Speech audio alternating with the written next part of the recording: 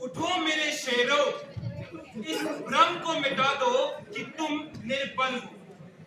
तुम एक अमर आत्मा हो, स्वच्छंद जीव। धन्य भी तुम, सनातन भी हो तुम तत्व नहीं, ना ही तुम शरीर हो। तत्व तो केवल तुम्हारा सेवक है, तुम तत्व के सेवक नहीं हो। और माना कि तेरी मंजिल लोहे की जंजीरों में है, मगर तू तपेगा जब तेरी तपन से वह लोहा भी पिघलेगा। इन्हीं भावनाओं को अपने मस्तिष्क में समेटे एवं हृदय में लपेटे मैं सदन पटल पर उपस्थित महोदय, निर्णायक गणमंडल, शिक्षक गणमंडल, मेरे विपक्षी मित्र और सभी श्रोतगणों को सादर नमन करता हूँ। और सदन पटल पर रखे गए आज के हमारे विषय 21वीं सदी में भारत को विश्व गुरु बनने हेतु भारत का युवा सक्षम है कि पुरजोर पक्ष में अपने विचार रखने की अनुमति महोदय से चाहता हूँ। महोदय, मैं स्पष्ट हूं कि न जाने क्यों मेरे विपक्षी मित्र आज सदन पटल पर उपस्थित हैं। शायद वह इस विषय को समझने में ही सक्षम है कि यह विषय एक प्रश्न चिन्ह पर नहीं किंतु एक पूर्ण विराम पर समर्पित है। और मेरे विपक्षी मित्र ने कहा था कि मैं दो भारत से आती हूँ। जी हाँ, मैं भी दो भारत से आता हूँ, क्योंकि जमशेदपुर से निकला वह व्यापारी था भारत का युवा, और उसके पद चिन्हों पर चलने वाला शांतनु नायडू है भारत का युवा, था भारत का ही युवा। और भारत का प्रथम निज निर्मित भवन एक का संचालक भी तो है इसी।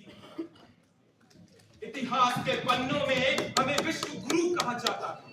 वसुधैव कुटुंबकम, समूचा विश्व एक परिवार है, यह बात भारत ही इस विश्व को बतलाता। परंतु मैं मेरे विपक्ष की बात से पूर्णतः सहमत हूं कि जातिवाद और धर्मवाद की बेड़ियों ने अवश्य इस देश को जकड़ा था। सिंधु घाटी सभ्यता का रचिता भारत अवश्य अपने विश्व गुरु के पद से भटका था। और चरक सुश्रुत मीर ब्रह्मगुप्त के अद्भुत कार्य पर उठ रहा प्रश्न चिन्ह था मेरा महान भारत अब विश्व गुरु न था। परंतु बूढ़े भारत को आजादी की क्रांति की ओर युवाओं ने ही तो मोड़ा था। Sisters and brothers of America, उस एक कथन ने न जाने कितने ही युवाओं को फिर से झकझोड़ा था। बूढ़े भारत ने विश्व गुरु बनने के सपने को फिर से दोहराया था। महोदय, मैं अचंभित हूं कि मेरे विपक्षी मित्र उस बात को झुठलाते हैं जिस सपने को महान अब्दुल कलाम ने सिर्फ 20वीं सदी में ही पूर्ण होते देख लिया था। ये भारत के युवाओं को असक्षम ठहराते हैं। महोदय, ये चरमरत व्यवस्था को तो बताते हैं, किंतु केवल 72 वर्ष पुरानी विश्व की 5वीं सबसे बड़ी अर्थव्यवस्था बन खड़ी हुई इस देश की बात को छुपाते हैं। युवा सूचकांक क्रमांक में 122वें स्थान की बात को तो बताते हैं, और फिर यह वही विपक्ष है जो भारत के केवल 3 वर्षों में तीसरा सबसे बड़े उद्यमी देश बनने पर ताली भी बजाते हैं। महोदय, युवा आखिर कौन है? ये युवा देश के लिए हंसते हंसते जान दे जाए वह है युवा।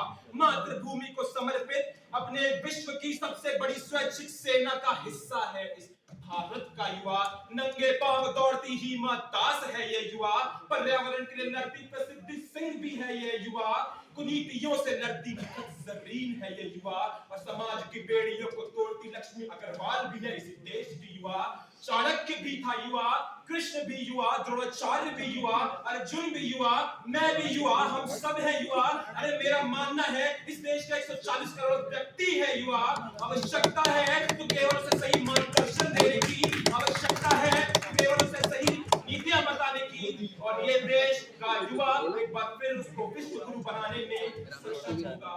और अपनी पंक्तियों और अपने वाणी को विराम देते हुए अंत में मैं केवल इतना ही कहना चाहूंगा कि नाभीषको न संस्कार सिंहस्त्र क्रियते वने विक्रमार्जित सत्वस्य स्वयमेव मृगेंद्र था। कि जिस प्रकार जंगल के राजा सिंह को ना ही किसी राज्याभिषेक की आवश्यकता होती है तो केवल सही नेतृत्व की आवश्यकता होती है, तो केवल सही मार्गदर्शन की, और वह अपने आप ही जंगल का सिंह बन के निखरता है। ठीक उसी प्रकार जिस देश की जड़ में ही विश्व गुरु समाता है, उस देश के युवा को आखिर मेरे विपक्षी मित्र किस हद से असक्षम कहते हैं कि वो इस देश को 21वीं सदी में आने वाले समय में कैसे विश्व गुरु नहीं बना पाएगा। धन्यवाद।